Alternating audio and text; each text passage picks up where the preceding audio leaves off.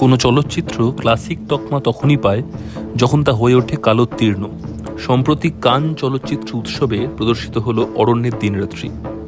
উপস্থিত ছিলেন শর্মিলা ঠাকুর এবং সিমি গার্ডওয়েল। সত্যজিৎ ভক্ত ওয়েস অ্যান্ডারসন বলেন, The famous memory game sequence is mesmerizing and unforgettable, and was also openly stolen by me for one of my own films as well. Get it? I'll start. Cleopatra. Cleopatra, Jagdish Chandra Bose. Like that? Exactly. Of course. Got it. Cleopatra, Jagdish Chandra Bose, Anthony van Leeuwenhoek. Cleopatra, Jagdish Chandra Bose, Anthony van Leeuwenhoek. Rabindranath, Karl Marx, Cleopatra. আচ্ছা না বলছি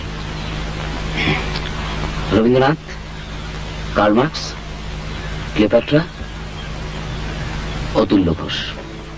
ভালো all হিপিস। 4 বন্ধু শহুরে জীবন থেকে ছুটি পেতে পাড়ি জমায় সাঁওতাল পরগনায় পালামৌতে। পৌঁছেই তারা জিহাদ ঘোষণা করে তথাকথিত সভ্যতার বিরুদ্ধে। সভ্যতার সঙ্গে সমস্ত সম্পর্ক শেষ।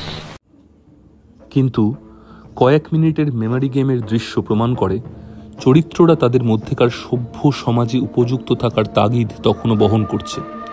তাদের মহাপুরুষের নাম নির্বাচন কাকতালীয় নয়, বরং বহন করে তাদের চরিত্রের অন্তর্দ্বন্দ্বগুলি। এই মেমোরি গেমের উইনার কে? জয়টা কি জয়ীর তকমা, নাকি আবারও একটা কালচারাল বোঝা? ফার্স্ট হওয়ার লড়াই। আপনি আজ ইচ্ছে করে হারলেন, তাই না?